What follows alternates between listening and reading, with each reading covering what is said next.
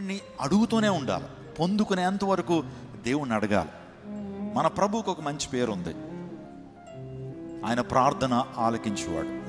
ప్రార్థన ఆలకించువాడు సర్వశరీరులు నీ యొద్దకు వచ్చేదరు. ఆయన ఒక విగ్రహం కాదు, ఆయన ఒక రాయి కాదు, ఆయన ఒక చెట్టు కాదు, ఆయన స్పందించేటువంటి వాడు. మన ప్రార్థనకు ఆయన జవాబునిస్తానని వాగ్దానం చేశాడు. అడుగుడి మీకు ఇవ్వబడి, నా నామం పేరిట మీరు ఏదైతే అడుగుతారో, దేవుని చిత్తానుసారంగా ఏదైతే మీరు అడుగుతారో దాన్ని దయచేస్తానని దేవుడు వాగ్దానం చేశాడు. కాబట్టి మనం అడగటం నేర్చుకోవాలి. ప్రభువుని అడిగినప్పుడు దాన్నే ప్రార్థన అన్నారు. ప్రార్థన చేసినప్పుడు దేవుని చిత్తానుసారంగా మనం ప్రార్థన చేసినప్పుడు, ఆయన చిత్తానుసారంగా ప్రార్థన చేసినప్పుడు దేవుడు మనకు అనుగ్రహిస్తాడు. బైబిల్ గ్రంథంలో కొంతమంది అసహజమైన స్థితిలో వారు ప్రార్థన చేశారు, అయినా సరే దేవుడు విన్నాడు.